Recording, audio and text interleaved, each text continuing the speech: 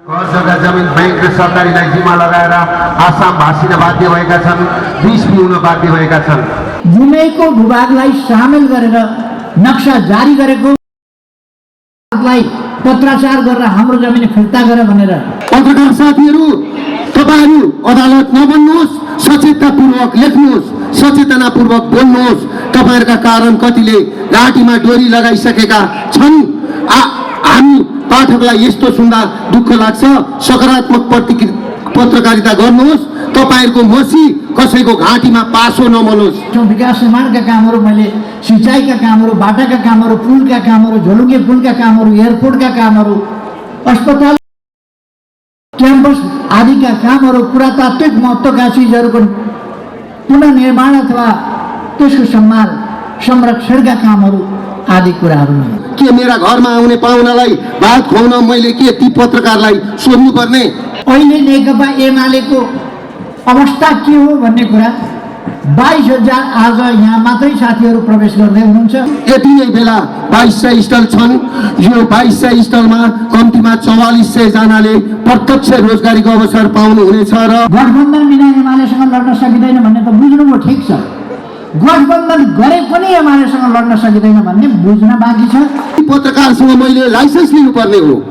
घुमाउरो बाटोबाट त अघोषित रूपमा यो देशका उद्योगी, व्यवसायी, जागिरे, पुलिस, प्रशासन, अख्तियार र अदालतका न्यायाधीशहरूले पत्रकारका नाममा दलाली गरेकै छन्। एक्लै एमालेसँग लड्न आउने अबको नेपालमा कुनै पनि पार्टीले नचिताए हुन्छ। एक्लै एमालेसँग लड्छु भन्ने कुरा सोच्दै नसोचे हुन्छ। मिडिया कर्मी साथीहरू, म तपाईहरू मार्फत तपाईको छाता संगठन नेपाल पत्रकार महासंघ समक्ष प्रश्न राख्न चाहन्छु। कुनै पनि नेपाली उद्यमीले यो देशमा उद्योग धन्दा, कल कारखाना खोल्न, व्यापार व्यवसाय गर्न र नेपाली पुँजी यही देशमा परिचालन गर्न एउटा अमुक टेलिभिजनका पत्रकारसँग अनुमति लिनुपर्ने हो। यदि एउटा तराजुमा 1-1 किलोका 5वटा ढक एकातिर राख्नुभयो अनि क्विन्टलको ढक एकातिर राख्नुभयो भने के हुन्छ? ती पत्रकारले मलाई नैतिकताको पाठ सिकाइरहँदा मलाई उनीप्रति अत्यान्तै ठुलो दया लागेर आयो। गठबन्धन नगरी एमालेसँग लड्न सकिँदैन भन्ने बुझेको ठिक छ।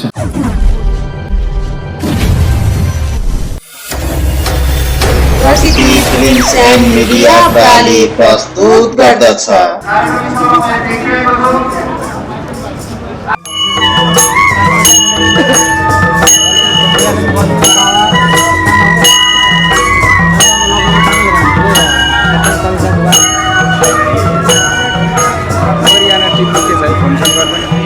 आन्दोलन गर्ने उपलब्धि भयो होला होइन?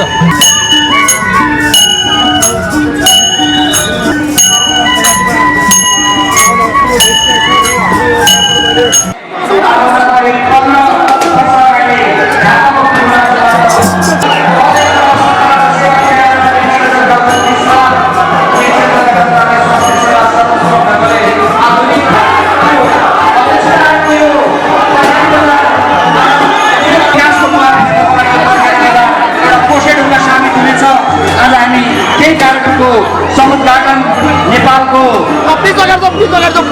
विकासवादी आन्दोलनका प्रणेता नेकपा एमालेका सभादलीय अध्यक्ष तथा पूर्व प्रधानमन्त्री केपी शर्मा ओलीजीको आत्माको विभिन्न कार्यक्रम सञ्चालन गरिसकेको यो तरकारी बजारको कार्यक्रम स्थलमा पदार्पण गरिसक्नु भएको छ। सम्पूर्ण मानवतामा उपस्थित सम्पूर्ण मानवतालाई उहाँलाई तालले हार्दिक स्वागत गर्ने क्रममा हार्दिक अनुरोध गर्दछु।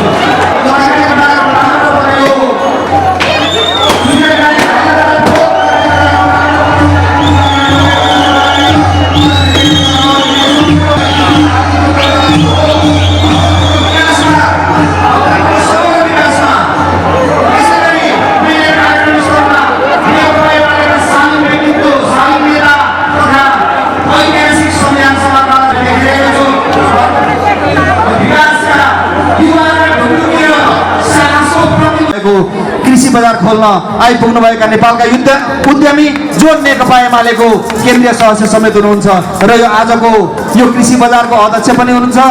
विकासवादी नेता दुर्गा प्रसाईज्यूलाई पनि म अतिथिको आसन ग्रहणको लागि हार्दिक अनुरोध गर्दछु।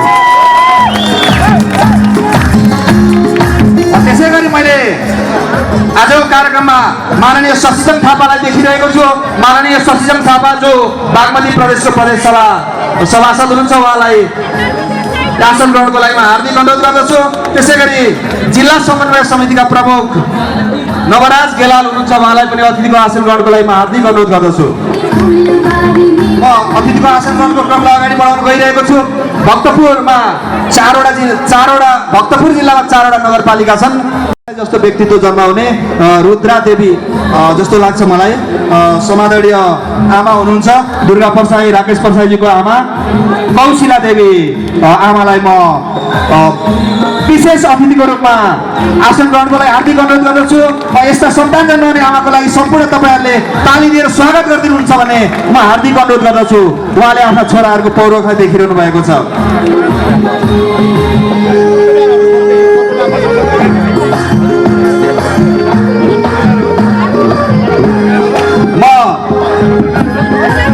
आदरणीय प्रमुख अतिथि तथा विशेष अतिथि लगायत पाहुनाहरूलाई खादा तथा मालाले स्वागत गरिदिनु हुन म तारा बस्ती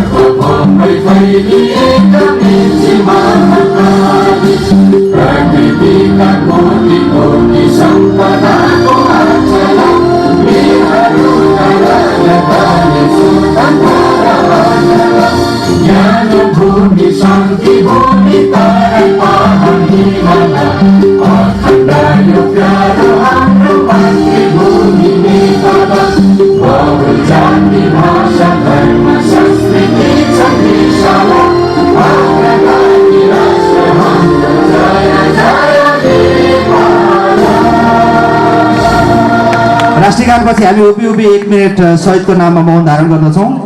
हामी हाम्रा ज्ञाता शहीदहरूलाई सम्झिन्छौँ। मौन धारणको कार्यक्रम सुरु हुन्छ अब।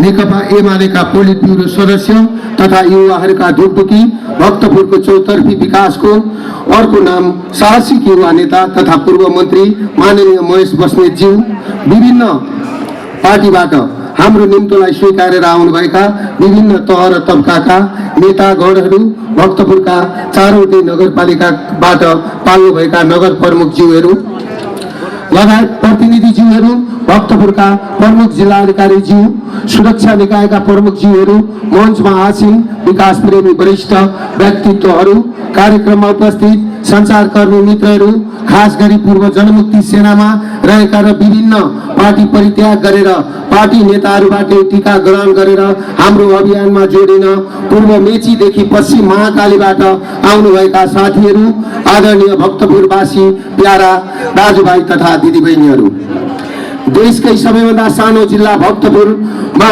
आयोजित यो कार्यक्रमको विशेष महत्त्व छ भन्ने कुरा कार्यक्रममा हाम्रो निमन्त्रणलाई स्वीकार गरेर पाल्नुभएका नेपालको विकासवादी आन्दोलनका प्रणेता पूर्व प्रधानमन्त्री आदरणीय केपी शर्मा ओलीज्यूको गरिमामय उपस्थितिले यसै पनि पुष्टि भइसकेको छ। तपाईँ आम जनसमुदायको यो भव्य उपस्थितिले हामीलाई थप ऊर्जा प्रदान गरेको छ। म आजको यस कार्यक्रमको आयोजकको हैसियतले यहाँ उपस्थित सम्पूर्ण महानुभावहरूमा हार्दिक स्वागत तथा अभिवादन गर्न चाहन्छु। मलाई गर्व छ कि मैले भक्तपुरमा एउटा महत्त्वपूर्ण चुनौतीलाई स्वीकारेको छु। खोक्रा नाराले देश बन्दैन। देशलाई चौतर्फी विकासको गतिमा अघि बढाउनको लागि स्थानीय उत्पादनलाई प्रोत्साहन गर्नुपर्छ, स्थानीय उत्पादनको व्यवस्थित बजारीकरण गर्नुपर्छ, नेपाली किसानहरूले उत्पादन गरेका अनाजहरूको उचित मूल्य प्राप्त गर्न पाउने उनीहरूको अधिकारलाई सुनिश्चित गर्नुपर्छ। मुख्य गरी यी नै उद्देश्यले मैले यो मजदुर किसानहरूको जिल्ला भक्तपुरलाई नै हरित कृषि थोक बजारको प्रस्थान बिन्दु बनाउने प्रयत्न गरेको छु। आजको कृषिको मुख्य समस्या भनेको व्यवस्थित कृषि बजारको अभाव नै हो। आफूले उत्पादन गरेको अनाजमा जब बिचौलियाहरूले राज गर्न थाल्दछन् र असली किसानहरू यथोचित मूल्य प्राप्त गर्नबाट वञ्चित हुन्छन्, त्यसैको परिणाम आजका दिनमा पनि हामीले दैनिक करोडौँको रुपियाँको आलु, गोलबेडा, भिन्डी, खुर्सानी लगायतका नगदी अनाज र फलफुलहरू भारत लगायतका तेस्रो मुलुकहरूबाट आयात गर्न बाध्य भएका छौँ। हामी सैद्धान्तिक रूपमा आफूलाई कृषि प्रधान देश भनिरहेका छौँ, तर व्यावहारिक रूपमा हाम्रो अवस्था अत्यन्तै दयनीय छ। व्यवस्थित कृषि बजारको अभावमा किसानहरूले खेप्नु परेको पीडालाई किसानको छोरो हुनुको नाताले मैले आफैले पनि भोगेको छु। यो कार्यक्रम स्थलबाट केही किलोमिटर पर टाढा रहेको पनौतीको खोपासीका किसानले आफूले उत्पादन गरेको गोलबेडा 17 रुपियाँ किलोमा बेचिरहँदा त्यो गोलबेडा भक्तपुरको हाम्रो भान्सासम्म आइपुग्दा कसरी 100 रुपियाँ किलो भएर आइपुग्छ, बीचको 83 रुपियाँ कसले खान्छ भन्ने कुरा मैले राम्रोसँग बुझेको छु। बीचको 83 रुपियाँ बुझेको छु। यो कृषि बजारले त्यो बिचौलियाबाट खास किसानलाई मुक्त गर्ने र किसानले उत्पादन गरेको अनाजको उचित मूल्य प्रदान गर्ने प्रयत्न गर्नेछ। म आजै घोषणा गर्दछु, हामी यो कृषि थोक बजारलाई बिचौलियाहरूबाट मुक्त राख्नेछौँ। यो बजार भक्तपुरवासी किसान, मजदुर र साथीहरूको साझा सम्पत्ति हो। आफूले उत्पादन गरेको तरकारीहरू खरपनमा बोकेर पसिनै पसिना भएर काठमाडौँका गल्ली गल्ली र घर घर डुलाउँदै हिँड्नु पर्ने परम्परावादी व्यापार प्रणालीको साथो अब तपाईँहरूले आफूले उत्पादन गरेको अन्नपातको यो थोक बजार मार्फत सिधै तपाईँले अपेक्षा गरेको मूल्य प्राप्त गर्न सक्नुहुनेछ। सुरुवातमै हामी 50 रोपनी जग्गामा फैलिएका छौँ र हामीसँग यति नै बेला 2200 स्टल छन्। यो 2200 स्टलमा कम्तीमा 4400 जनाले प्रत्यक्ष रोजगारीको अवसर पाउनुहुनेछ र यसमा भक्तपुरवासी तपाईँ दाजुभाइ दिदी बहिनीहरूलाई पहिलो प्राथमिकता दिइनेछ। यो अर्थमा मैले यो थोक बजारलाई भक्तपुरका मजदुर किसानहरूको सम्पत्ति र नेपालीहरूको कृषकको सम्पत्ति मानेको छु। तपाईलाई थाहा छ, यो देशमा व्यावसायिक रूपमा केही गर्न चाहने नेपाली उद्यमीहरूले आगोमा हाम फाल्ने चुनौती मोल्न तयार हुनु पर्छ। विगत 15 वर्ष अगाडि सुदूरपूर्वको झापामा अस्पताल र चिकित्सा शिक्षा सञ्चालनको यात्रा प्रारम्भ गरेदेखि दक्षिण एसियामै हरेक हिसाबले सुविधा सम्पन्न पूर्वाञ्चल क्यान्सर अस्पताल हुँदै भक्तपुरको सूर्य विनायकमा कृषि बजारको सञ्चालनसम्म आइपुग्दा मैले कयौं चुनौतीका पहाडहरूको सामना गरेको छु। कयौं दिन एक छाक मात्र खाएको छु, कयौं दिन भोकै पनि बसेको छु। देशमा केही त्यस्ता तत्त्वहरू छन् जो यो मुलुक र गरिब नेपाली जनताको जीवन स्तर उठेको हेर्नै चाहँदैनन्। जनता शिक्षित भयो भने तिनका मेन पावर व्यवसायहरू धराइसी हुन्छन्। देशमा विश्वविद्यालयहरू धेरै खुले भने विदेश विद्यार्थी बेच्ने तिनका कन्सल्टेन्सी र मानव तस्करी गर्ने दलालीका कारखानाहरू टाट पल्टिन्छन्। देशमा उद्योग धन्दा कल कारखाना खुले भने तिनका खातामा हरियो पासपोर्ट मार्फत युवाहरूको वैधानिक तस्करीबाट आउने पैसा रोकिन्छ र वैदेशिक रोजगारको नाममा तिनका ब्याङ्कमा आउने कमिसन धन्दाहरू रोकिन्छन् भन्ने पश्चगामी मनोविज्ञान भएका केही राजनीतिक पार्टीका मै हुँ भन्ने नेताहरू नेपाली उद्योगीहरूका मुख्य वर्ग दुश्मन बनेका छन्। तर त्यस्ता तत्त्वहरूको विरुद्धमा आगोसँग खेल्ने चुनौती मोल्न कसै न कसैले त तयार हुनैपर्छ र त्यसैको परिणाम स्वरूप विगत 15 वर्षदेखि झापाको एउटा किसानको छोरो हो म दुर्गा प्रसाईले तपाईँहरूको अगाडि उभिने साहस जुटाएको छु। जसरी सुदूरपूर्वको झापाको पिएनसी अस्पताल र दक्षिण एसियाकै नमुना पूर्वाञ्चल क्यान्सर अस्पताललाई प्रमुख रूपमा मेची अञ्चलका 32 लाख जनताले आफ्नै सम्पत्ति ठानेर माया गरेका छन्, ठीक त्यसै गरी यो तरकारी बजारलाई भक्तपुर र आसपासका जिल्लाका किसान र मजदुर दाजुभाइहरूले आफ्नै ठानेर माया र सद्भाव देखाउनु हुनेछ भन्ने आशा र अपेक्षा मैले गरेको छु। इतिहासको खास कालखण्डमा राजनीतिक परिवर्तनको सम्भाग बनेको यो ऐतिहासिक जिल्ला भक्तपुरको सुन्दर नगर सूर्य विनायकको यो तरकारी बजारको स्थापना गर्दै गर्दा मैले यो कल्पना गरेको छु कि हाम्रो देश कृषि कर्मका लागि परापूर्व कालदेखि नै अत्यन्त धेरै सम्भावना बोकेको मुलुक हो। म कल्पना गर्छु हातमा हरियो पासपोर्ट बोकेर अन्तर्राष्ट्रिय विमानस्थलको बाटो हुँदै विदेश पलायन हुने हाम्रा पौरखी नौजवानहरूलाई हामी आफ्नै देशमा रहने वातावरण सिर्जना गर्न किन सक्दैनौँ? के कतार एयरवेज, फ्लाइ दुबई र एयर मलेसियाका जहाजहरूमा हामी देश समाज र परिवार छोड्नु परेको पीडाले नियम र अनुहार बोकेर रुँदै रुँदै जहाज चढेका युवाहरूको साथो हाम्रो उर्वर भूमिमा उत्पादन भएका हरिया तरकारी र फलफुल निर्यात गर्न सक्ने हैसियतमा के हामी कहिल्यै पुग्दैनौँ? के हामी हिमालयको मिनरल वाटर विदेश निर्यात गर्ने क्षमतामा पुग्न सक्दैनौँ? हामी द्वापर युगमा भगवान रामचन्द्रका भाइ गाइतेहुँदा पवन पुत्र हनुमानले सञ्जीवनी बुटी निर्यात गर्ने पवित्र भूमि, पवित्र हिमालयका बासिन्दा हामी होइनौँ र?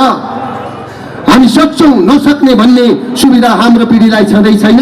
हामी आजको दिनमा दुबई र मुम्बईका डान्स बारमा नतर्की हुन बाध्य नेपाली चेलीहरूलाई यही देशमा फर्काएर आफ्नो माटोमा रहने वातावरण सिर्जना गरिने प्रयत्नमा लागेकै छौँ। हामीले देखेको सपना भनेको ती मजदुरहरूलाई बोक्ने जहाजहरूले कुनै दिन सेतो एप्रोन लगाएका नेपाली डाक्टर र नर्सहरूलाई विदेशमा गएर नेपालमा सिकेको शिक्षा बाँड्न सक्ने क्षमता विकास गर्ने बनाउने हो।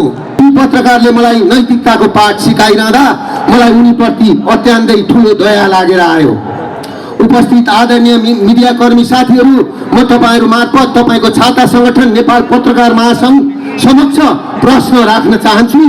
कुनै पनि नेपाली उद्यमीले यो देशमा उद्योग धन्दा कल कारखाना खोल्न, व्यापार व्यवसाय गर्न र नेपाली पुँजी यही देशमा परिचालन गर्न एउटा अमुक टेलिभिजनका पत्रकारसँग अनुमति लिनुपर्ने हो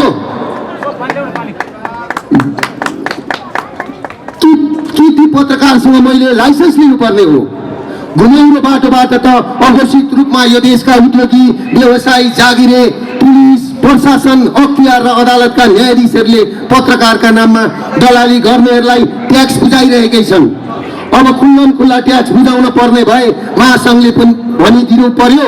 हामी उद्योगीहरू त्यो पनि गर्न तयार छौँ। होइन भने मलाई जवाब चाहियो के मेरा घरमा आउने पाहुनालाई भात खुवाउन मैले के ती पत्रकारलाई सोध्नुपर्ने? कि हरेक नागरिकले उठ्न, बस्न, हिँड्न, उद्योग धन्दा कल कारखाना खोल्न, जागिर खान उनलाई सोध्नुपर्ने हो? मैले सबै पत्रकार साथीहरूलाई त्यसो भनिरहेको छैन। यो देशमा धेरै पत्रकार साथीहरू हुनुहुन्छ जो यो देशको साक्षी नै चिन्ता गर्नुहुन्छ, तर पत्रकारिताको नाममा कतिपय त्यस्ता मान्छेहरूलाई मैले व्यावसायिक कामको सिलसिलामा भेटेको छु जसको खेती नै पत्रकारिताको आवरणमा उद्योगी व्यवसायीहरूलाई धक्कु दिएर आफ्नो दुनु सोच्याउनु रहेको हुन्छ। मेरो सुझाव छ नेपाल पत्रकार महासङ्घ र प्रेस काउन्सिलको गम्भीरतापूर्वक शुद्धिकरणको अभियान थालोस्। आफ्नो अरबौं निजी सम्पत्ति लगानी गरेर व्यापार गर्छु, जनतालाई रोजगार दिन्छु भन्दा म कसरी माफिया भएँ? मेरो आम्दानीको अतिरिक्त स्रोत सामाजिक उत्तरदायित्वमा लगानी गर्ने मेरो अधिकार हो कि होइन?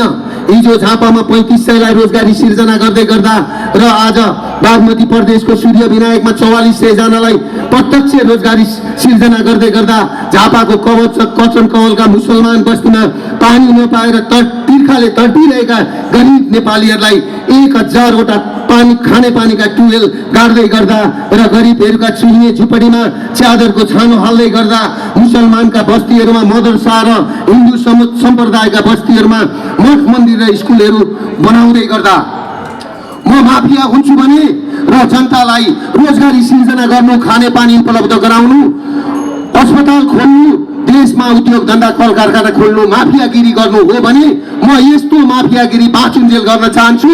तपाईँहरूले लेखिदिए हुन्छ। पत्रकार साथीहरू, तपाईँहरू अदालत नबन्नुहोस्, सचेततापूर्वक लेख्नुहोस्, सचेतनापूर्वक बोल्नुहोस्। तपाईँहरूका कारण कतिले घाँटीमा डोरी लगाइसकेका छन्। हामी पाठकलाई यस्तो सुन्दा दुःख लाग्छ। सकारात्मक पत्रकारिता गर्नुहोस्। तपाईँहरूको मसी कसैको घाँटीमा पासो नमलोस्। हामी सबैले पेशागत मर्यादा कायम गरौँ। राज्यका सम्पूर्ण निकाय नियम कानुन मानेर मेडिकल कलेज खोलेर 100 डाक्टर र नर्सहरू उत्पादन गर्छु भन्दा मेरो बाटो छेक्नेहरूलाई मैले नजिकबाट निहालिरहेको छु। म राज्यको 11औं करोड सहायता लिएर गोरा 50 बाख्रा पाल्न नसकेर मैदानमा रुवाबासी गरिरहेको मान्छे होइन। न त म राज्य कोषबाट करोडौँ रुपियाँ लिएर सर्प खेती गर्ने मान्छे नै हुँ। म आफू तथ्यको आधारमा बोल्नुपर्छ भन्छु। नेपाली जनताका नाङ्गा आँखाले देखेका छन् यो तितो सत्यलाई मैले पटक पटक भन्ने गरेको छु। 2046 सालको प्रजातन्त्र पछाडि यो देशले निजीकरणको नाममा सयौं उद्योग धन्दा कल कारखाना गुमायो। 2048 सालदेखि 2060 सालसम्म धेरै जसो समयसम्म यो देशको राज्य सत्ता नेपाली काङ्ग्रेसको हातमा थियो। हो त्यही समयमा हो देशका 500 भन्दा बढी उद्योग धन्दा नेपाली काङ्ग्रेसले बेच्यो। बेचिएका उद्योगहरूको लिस्ट लामो छ। सूर्य विनायकदेखि त्रिपुरेश्वरसम्म चल्ने ट्रली बसदेखि रोटी धानिरहेको गोरखकाली टायर कारखानासम्म, नवलपरासीको भिरकुटी कागज कारखानादेखि ललितपुरको चोबार सिमेन्टसम्म, बाँसबारीको छाला जुत्ता कारखानादेखि झापा र इलामका हजारौं बिघा चिया बगानसम्म कौडीको भावमा बेचेर लाखौं युवाहरूलाई हरियो पासपोर्ट बोकेर विदेशी न बाध्य पार्ने काङ्ग्रेसीहरूलाई मैले प्रश्न गर्दा उनीहरूले जवाब दिएको सुनेको छु। तिनका महामन्त्री गगन थापा भन्छन् हो हामीले बेचेकै हो। तिमी कम्युनिस्टहरूले खोल्यौ त? उनको प्रश्न हुन्छ। मलाई लाज लाग्छ। म यही मञ्चबाट तिनीहरूलाई जवाब दिन चाहन्छु। हामीले सुरु गरेका छौँ। व्यक्तिगत रूपमै पनि सही मैले झापामा दुईवटा अस्पताल खोलेको छु जहाँ प्रत्यक्ष रूपमा 3500 मान्छेहरू रोजगार गरिरहेका छन्। भक्तपुरमा आज 2200 स्टलको तरकारी बजार उद्घाटन हुँदैछ। त्यहाँ कम्तीमा 4400 जनाले प्रत्यक्ष रोजगार पाउनेछन्। काङ्ग्रेस भएका उद्योग धन्दाहरू कौडीको भावमा बेच्छन्। हामी उद्योग धन्दा कल कारखाना खोल्छौँ। काङ्ग्रेस युवाहरूलाई खाडी जान बाध्य पार्छ। हामी युवाहरूलाई स्वदेशमै रहन आह्वान गर्छौँ। काङ्ग्रेसका महामन्त्री कम्प्युटरका किबोर्ड थिचेर पावर पोइन्ट देखाउँदै युवाहरूलाई गफ दिन्छन्। हामी युवाहरूलाई काम दिन्छौँ। काङ्ग्रेस र हामी बीच फरक त्यति हो। मेरा पार्टीका आदरणीय नेता कमरेड केपी शर्मा ओली यही मञ्चमा हुनुहुन्छ। पूर्व प्रधानमन्त्री आदरणीय केपी शर्मा ओलीको नेतृत्वमा छोटो समय पार्टीले सत्ता सञ्चालन गरिरहँदा झापादेखि कञ्चनपुरसम्म सयौं बिघा जमिनमा औद्योगिक पार्क र करिडरहरू बन्न सुरु भएका छन्। पहाडी लोकमार्गको सुरुवात भएको छ। रेलका ट्र्याकहरू खन्न सुरु भएको छ। सुरुङ मार्गको युद्ध सुरु भएको छ। तपाईहरू नेपाल फर्किएर एमालेको मुलुक बनाउने अभियानमा सामेल हुनुहोस्। हामी भ्रष्टाचार र बेतिथिको विरुद्धमा एउटा संयुक्त अभियान थालौँ र यो देशलाई बस्न योग्य शान्त मुलुक शान्ति नेपाल बनाऊ। म माओवादीहरूको विषयमा धेरै कुरा बोल्न चाहन्न। मैले बोलिरहने धेरै कुराहरू एकजना कलाकारले 16 मिनेटमा बोलिदिए। पानसमा दीप प्रज्वलन गरेर कार्यक्रमको उद्घाटन गरिदिनु र त्यस सँगसँगै नेकपा एमालेका शालीन नेता उपनेता सुभाष चन्द्र नेमाङज्यूलाई समेत उद्घाटनमा दुवैजनाले उद्घाटन गरिदिनुमा हार्दिक अनुरोध गर्दछु। उद्घाटनको कार्यक्रम भइरहेको छ। सम्पूर्ण महानुभावहरूलाई उपस्थित महानुभावहरूलाई यो आज भक्तपुरको सुन्दरनगरी सूर्य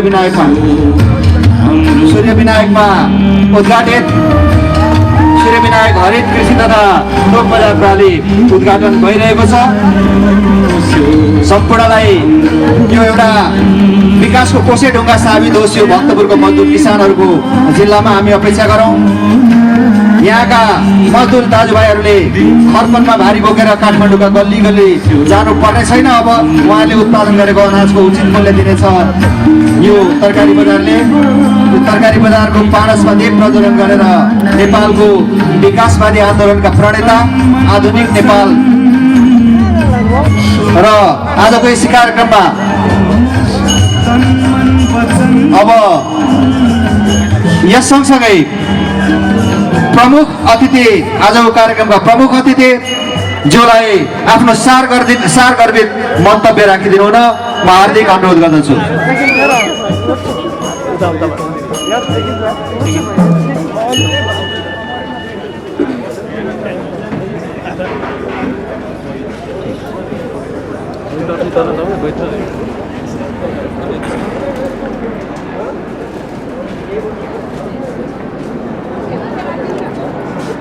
सन् सम्पूर्ण उपस्थित दाजुभाइ दिदीबहिनीहरू र युवा साथीहरू सबैमा हार्दिक अभिवादन, नमस्कार।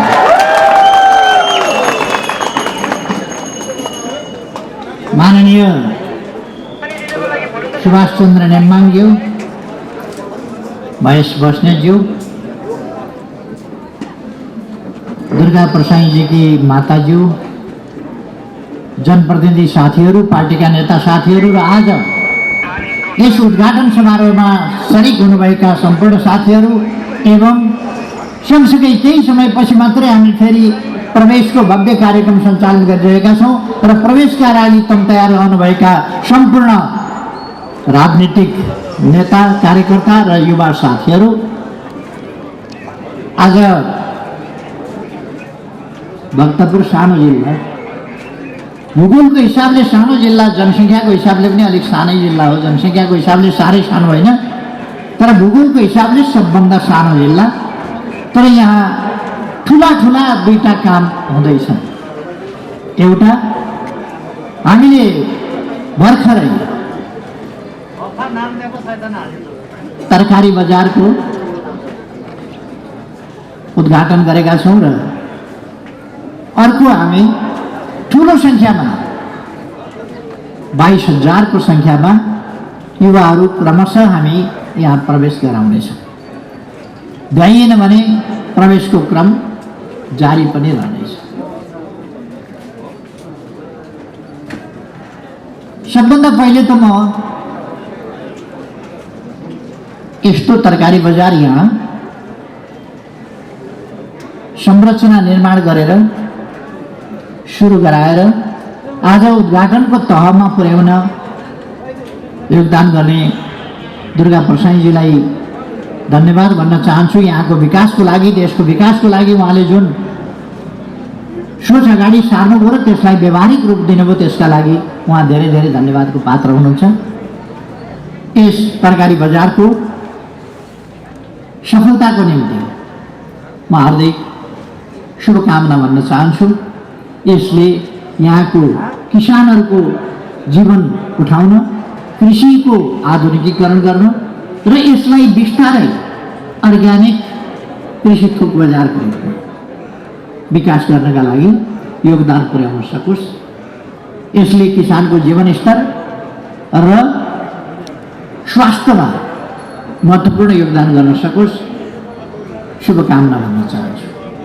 4400 युवाहरूले तत्काल यहाँ रोजगारी प्राप्त गरेका छन् वा गर्नेछन्। 4400ले त यहाँ रोजगारी प्राप्त गरे। कृषिको आधुनिकीकरण, कृषिको व्यावसायिकीकरण, कृषिको मसिनीकरण र कृषिको एक ढङ्गले भन्ने भने शुद्धिकरण भन्ने पनि हुन्छ। जुन विषादीयुक्त चिजहरू हामी खाने गर्छौँ त्यसलाई भान्सामा विष नपुगोस्, भान्सा हाम्रो भान्सा औषधालय होस्, विषादी नपुगोस्, यसतर्फ पनि हामीले ध्यान दिन जरुरी छ।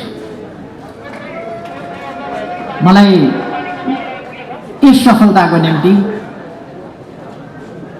खुसी व्यक्त गर्न मन लागेको छ र सम्भवतः यो नेपालमा यो सबभन्दा ठुलो नै होला सायद। के छ अहिलेसम्मको रेकर्ड केही छ? सबभन्दा ठुलो अहिलेसम्म नेपालको सबभन्दा ठुलो कृषि थोक बजार यही होला जस्तो लाग्छ मलाई। यस रूपमा बनेको म दुर्गा प्रसाईजीलाई बधाई भन्न चाहन्छु। यस्ता विभिन्न प्रकारका कामहरू, यही मात्रै होइन, दुर्गा प्रसाईजीले अघि नै भन्नुभयो आफ्ना कामहरू, दुईटा हस्पिटल झापामा खोल्नु भएको छ, अरू थुप्रै कामहरू उहाँले गर्नुभएको छ, धार्मिक प्रकृतिका कामहरू, त्यहाँ पनि रोजगारीका अवसरहरू सिर्जना हुन्छ। धर्मका नाउँमा पनि रोजगारीका अवसरहरू सिर्जना भएका छन्, आम्दानीका स्रोतहरू बनेका छन्, पर्यटनको विकास भएको छ, अर्थतन्त्रको विकास भएको छ। परलोक मात्रै होइन, यो लोक नै सपारिएको छ। यही लोकका मान्छेहरूको, यही लोकका जनताले रोजगारी पाउने, आम्दानी पाउने अनेक प्रकारका उपलब्धिहरू भएका छन्। यता म खुसी व्यक्त गर्न चाहन्छु र अब म युवाहरू, साथीहरू खास गरी पूर्व लडाकु साथीहरू जो आज नेकपा एमालेमा प्रवेश गर्दै हुनुहुन्छ, अहिले हामीले प्रवेश अगाडि बढाउन भ्याएका छैनौँ। मभन्दा पछि मेरो आज देशका 753वटै पालिकामा भर्चुअल माध्यमबाट एकैचोटि हामी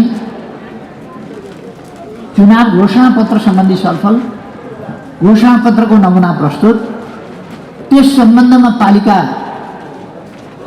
स्तरमा पालिकाका अगुवाहरू र त्यहाँका पार्टीका अगुवा नेताहरू उहाँहरूलाई तत्सम्बन्धमा जानकारी गराउँदैछौँ एकै ठाउँबाट। र त्यो कार्यक्रम हामीले भनेअनुसार 1 बजे होटल हिमालयबाट सुरु हुने थियो। म अहिलेसम्म यहाँ छु, त्यसले गर्दाखेरि अलिकति ढिलो भइरहेको छ। दुर्गा प्रसादजीले अघि नै थुप्रै कुराहरू राखिसक्नु भएको छ। युवाहरू नेकपा एमालेमा आउनुहुन्छ, किन एमालेमा आउनुपर्छ, किन देश एमालेको नेतृत्वमा अगाडि बढ्नुपर्छ। नेतृत्वमा अगाडि बढ्नका लागि सबै साथी एकजुट हुनु पर्यो। दाजुभाइ दिदीबहिनीहरू, पार्टी कार्यकर्ताहरू, समर्थक शुभेच्छुकहरू सबै नेकपा एमालेका झन्डामुनि गोलबन्द हुनु पर्यो र देश बनाउने महान अभियानमा लाग्नु पर्यो।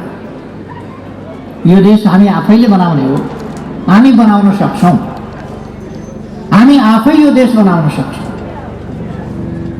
आफ्नै पालामा यो देश बनाउन सक्छौँ। हेर्दा हेर्दै यहाँ तरकारी थोक बजार त यत्रो स्थापना भयो, अरू यस्ता थुप्रै कुराहरू स्थापना भएका छन्। त्यसकारण गर्न सकिन्छ, गर्न चाह्यो भने त्यसकारण हामीले गर्न सक्छौँ भन्ने कुराको विश्वास गरौँ र कामलाई अगाडि बढाउँ। विभिन्न ढङ्गले राजनीतिमा मान्छे अलमगा दिने काम भइरहेको छ। त्यसबाट मुक्त हुन म हाम्रा तमाम युवा साथीहरूलाई, राजनीतिक कार्यकर्ताहरूलाई, नेताहरूलाई आग्रह गर्न चाहन्छु, जुन पार्टीमा रहेका भए पनि अलमलिएर भ्रममा परेर एमाले भन्दा बाहिर रहेका साथीहरूलाई म आग्रह गर्न चाहन्छु, नअल्मलिनुहोस्, नझुक्किनुहोस्, नेकपा एमालेमा आउनुहोस्। नेकपा एमाले राष्ट्रियताको पक्षमा छ भन्ने कुरा अब हामीले कुनै शब्दबाट भनिरहनु पर्ने आवश्यकता छैन। राष्ट्रलाई फेरिदेखि नाकाबन्दी हुनै नसक्ने गरी एउटा देशबाट घेरिएको देशलाई अब समुद्रसम्म दुईतिरबाट पठाउन सकिने, दुईटै देशबाट त्यो प्रबन्ध, पारवहन यातायात सम्बन्धी सम्झौताहरू अब हाम्रा छिमेकी भारतसँग मात्रै होइन चीनसँग पनि हामीले गरिसकेका छौँ। चीनतर्फ पनि थुप्रै नाकाहरू खोलिसकेका छौँ। चीनको हाइवेलाई हामी आफ्नो सामान सप्लाई, हाम्रो आफ्नो आपूर्ति व्यवस्था अन्तर्गत पनि प्रयोग गर्न सक्छौँ। चीनबाट हामीले केही बन्दरगाहहरू खोलेका छौँ जो हामीलाई आवश्यक छ, लिएका छौँ।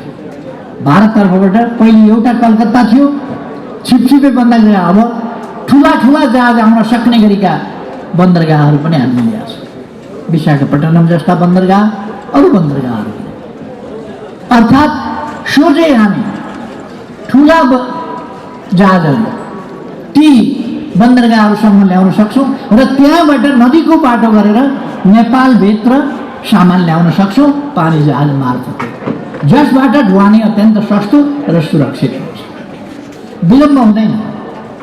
रेलले बाटो नपाउन सक्छ, समुद्रमा पानीले बाटो नपाउने भन्ने छैन, सुरु आउँछ र छिटो हुन्छ।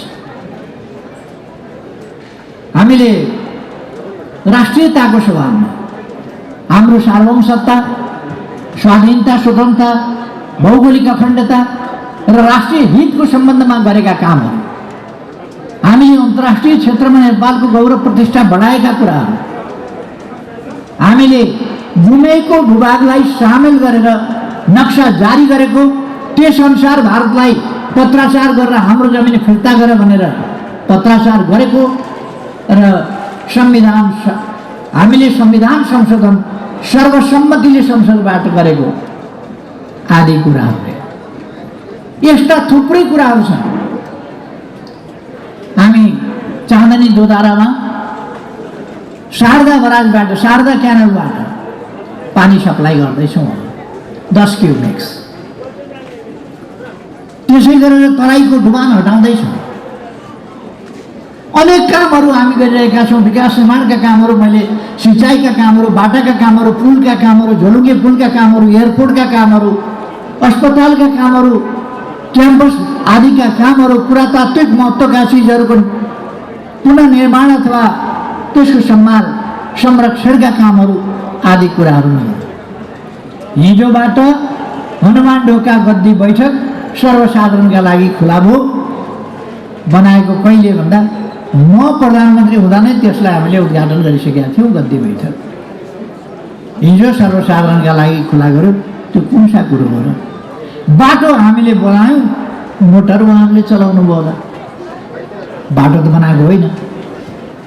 यसै गरेर हामी राष्ट्र निर्माणको सन्दर्भमा कृषिको आधुनिकीकरण होस्, उद्योगहरूका लागि 8वटा ठुला ठुला औद्योगिक क्षेत्रहरू स्थापना गरेर, विशेष औद्योगिक क्षेत्र स्थापना गरेर आत्मनिर्भरतातर्फ देशलाई लाने कुरा, निर्यातमूलक उद्योगहरू स्थापना गर्ने कुरा, अनेक क्षेत्रमा हामीले ध्यान दिएका छौँ। म अहिले धेरै कुरा भन्ने समय रहेन। साथीहरूले बुझ्नुभएको छ, बुझेर नै नेकपा एमालेमा प्रवेश गर्दै हुनुहुन्छ। अहिले नेकपा एमालेको अवस्था के हो भन्ने कुरा 22,000 आज यहाँ मात्रै साथीहरू प्रवेश गर्दै हुनुहुन्छ, यसले देखाउँछ नेकपा एमाले कुन ठाउँमा छ। एमालेमा प्रवेश गर्ने 22,000 को सङ्ख्या अरू पार्टी परित्याग गरेर, गठबन्धन परित्याग गरेर, गठबन्धनवाला पार्टीहरू परित्याग गरेर, सरकारमा रहेका पार्टीहरू परित्याग गरेर नेकपा एमालेमा प्रवेश गर्ने। कतिपय साथीहरूलाई लाग्न सक्छ गठबन्धन गरेका छन्, अप्ठ्यारो पर्छ कि भनेर। मैले भन्ने गरेको छु, यदि एउटा तराजुमा 1-1 किलोका 5वटा ढक एकातिर राख्नुभयो अनि क्विन्टलको ढक एकातिर राख्नुभयो भने के हुन्छ? नेकपा एमाले क्विन्टलको ढक जस्तो हो, 5वटा गठबन्धन भनेको 1-1 किलोका ढक जस्तो। त्यो 5वटाको गठबन्धनले के गर्छ? एक्लै एमालेसँग लड्न आउने अबको नेपालमा कुनै पनि पार्टीले नचिताए हुन्छ। एक्लै एमालेसँग लड्छु भन्ने कुरा सोच्दै नसोचे हुन्छ, नचिताए हुन्छ। त्यसकारण गठबन्धन गर्न जरुरी छ। उहाँहरूले बुझेको यतिसम्म ठिक छ, गठबन्धन नगरी एमालेसँग लड्न सकिँदैन भन्ने बुझेको ठिक छ। गठबन्धन गर्नै पर्छ, उहाँहरूले गठबन्धन गरेरै आउनुपर्छ। हामीलाई पनि साह्रै पच्चा भयो भने गाह्रो हुन्छ। 5 जना थपिँदै भयो भने अलिक बराबर आउन खोज्यो भने लड्न पनि सजिलो हुन्छ, सोझै लड्न पाइयो नि। अब 5वटा भयो भने बच्चासँग निहुरिएर कता लडाइँ गर्ने, निहुरिएर लडाइँ गर्नुहुन्छ। त्यसकारण त्योभन्दा उनीहरू एउटाको काँधमा अर्को, अर्काको काँधमा अर्को सक्छन् भन्ने चढुन। यो त गठबन्धन गर्छौँ भनेका हुन्, गठबन्धन सजिलो छैन। लोभी पापीहरूको गठबन्धन कति गाह्रो होला विचारहरू। एकै दिनमा गठबन्धनले उम्मेदवारी दर्तै गर्न सक्दैन भनेर निर्वाचन आयोगलाई भनेर 2 दिन राखेको छ मनोनयन दर्ता गर्न पर्यो। तपाईँले सुन्नुभएको थियो, कहिल्यै मनोनयन दर्ता 2 दिन हुन्छ, कहिल्यै थिएन। यसपल्ट गठबन्धनमा झगडा हुन्छ, कुरो मिल्दैन, 1 दिनमा त हुनै सक्दैन, 2 दिन चाहिन्छ भनेर उहाँहरूले 2 दिन गराउनुहुन्छ। 1 हप्ता गरायो भने के हुन्छ? मनोनयन नै हुने होला। सबै दल मिलेर आए पनि बाँकी उहाँहरूले अर्को कुरा बुझ्न बाँकी छ। गठबन्धन बिना एमालेसँग लड्न सकिँदैन भन्ने त बुझ्नुभयो, ठिक छ। गठबन्धन गरे पनि एमालेसँग लड्न सकिँदैन भन्ने बुझ्न बाँकी छ। त्यो कुरा हामी बुझ्छौँ। गठबन्धन गरे पनि उहाँहरू एमालेसँग लड्न सक्नुहुन्न। सपना ठिकै देख्नुभएको थियो, तर ओछ्यान गलत थियो। गलत ओछ्यानमा सुत्नुभएको थियो, सपना ठिकै देख्नुभएको थियो। अब त्यो ओछ्यानवाला नै यस्तो परेको थियो, त्यसले बिस्तरी समेत उठाएर मिल्काइदिन्थ्यो युवाहरूलाई। नेकपा एमाले त्यस्तो गर्दैन। तपाईँहरू ठिक ठाउँमा आउनुभएको छ। ती सपनाहरू हिजोका सपना फेरि जगाउनुहोस्। एमालेको नेतृत्वमा ती सपना पुरा गर्नुपर्छ। देश बनाउने सपना, समाजवाद ल्याउने सपना, समाजवादको आधार तयार गर्ने सपना। समाजवादको आधार तयार कसरी हुन्छ? विकासको बाटोबाट हुन्छ, निर्माणको बाटोबाट हुन्छ। राजकीय ढङ्गले सरकारी तवरबाट प्रयास गरेर हुन्छ, व्यक्तिगत तवरमा पनि हाम्रा प्रयासहरू विकासतर्फ हुनुपर्छ। मेरो समय धेरै अप्ठ्यारोमा परेको छ, त्यसकारण म अब सुभाषजी हुनुहुन्छ, महेश बस्नेतजी हुनुहुन्छ, अनेक साथीहरू हुनुहुन्छ यहाँ पार्टीको तर्फबाट व्याख्या गर्ने। अझै दुर्गा प्रसाईजीको वक्तव्य आधा बाँकी नै छ। मैले उहाँलाई बिचैमा वक्तव्य रोकेर मलाई हिँड्न पर्यो भनेर बिचमा मैले यसो ओगटेर म चाहिँ यहाँ खालि तपाईँहरूलाई बधाई भन्न उभिएको, शुभकामना भन्न उभिएको।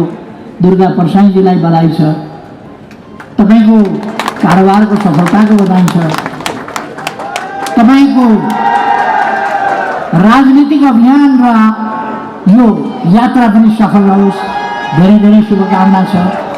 त्यसै गरेर अरू साथीहरू जो नेकपा एमालेमा प्रवेश गर्दै हुनुहुन्छ सबै साथीहरूलाई बधाई छ, धेरै धेरै स्वागत छ नेकपा एमालेमा, धेरै धेरै शुभकामना छ।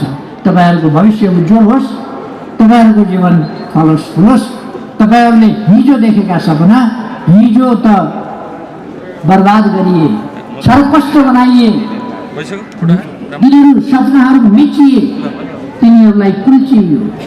अब ती सपनाहरूलाई जोगाउँ र अगाडि बढाउँ, फल्छन् फुल्छन्, फलाउँ फलाउँ। अब म यहाँहरूसँग बिदा चाहन्छु। सबैको स्वास्थ्य राम्रो रहोस्, सबै मङ्गल होस्। धन्यवाद। डराउँछन् सबैजना। मैले ब्याङ्क तथा वित्तीय संस्थाहरू कस्तो हुनुपर्छ, उद्योग धन्दा कल कारखाना गर्ने मान्छेलाई घर जग्गा जमिन ब्याङ्क र सरकारीलाई जिम्मा लगाएर आसाम भाँसिन बाध्य भएका छन्, विष पिउन बाध्य भएका छन्। पश्चिमका कतिपय गाउँ नै भारत बसाइ हिँडिरहेका छन्। बैङ्क वित्तीय संस्थाका कारण पारिवारिक विघटन भएका र देशको राजधानीको नाकै मुन्ती र नागार्जुनको टाढा पौवा भन्ने ठाउँमा एकै परिवारका 5 जनाले सामूहिक विष पिएर आत्महत्या गरेका र गुल्मीको दरबार गाउँपालिकामा 3 का गरिब गाउँले बसाइ हिँडेका समाचारले पत्रिकाका पेजहरू भरिएका छन्। एकातिर अवस्था त्यस्तो छ भने अर्कोतर्फ अचम्मको कुरा त के छ भने ब्याङ्कहरूलाई समेत नियमन गर्ने राष्ट्र ब्याङ्क आफ्ना मातहतका ब्याङ्कहरूलाई भन्छ जनतालाई 18% ब्याज देऊ र आफ्नो 36% ब्याजमा ऋण लगानी गर। राष्ट्र ब्याङ्कको यो नीतिले नेपाली उद्यमीहरू, साना मझौला व्यापारीहरू, रिक्सावाला ठेलाहरूदेखि सबै व्यापारी उद्योगीहरूलाई व्यापार व्यवसाय गर्न निरुत्साहित मात्रको होइन, निषेध नै गर्ने काम राष्ट्र ब्याङ्कले गरेको छ। मलाई ताजुब लाग्छ राष्ट्र ब्याङ्कले कस्ता विज्ञहरूलाई तलब दिएर पालेको छ। यो देशका विज्ञहरूको स्थिति कस्तो छ भने चिकित्सा शिक्षा आयोगमा विज्ञ नियुक्त हुन्छन् र देशमा 137वटा नर्सिङ कलेज बन्द हुन्छन्। पत्रकार साथीहरू लेखेर राख्नुहोस्, अबको केही वर्षमा नेपाली अस्पतालहरूमा नर्सहरूको अभाव हुनेछ र यो देशमा अबको केही वर्षमा भारत र फिलिपिन्सबाट नर्सहरू मगाउने अवस्था आउनेछ।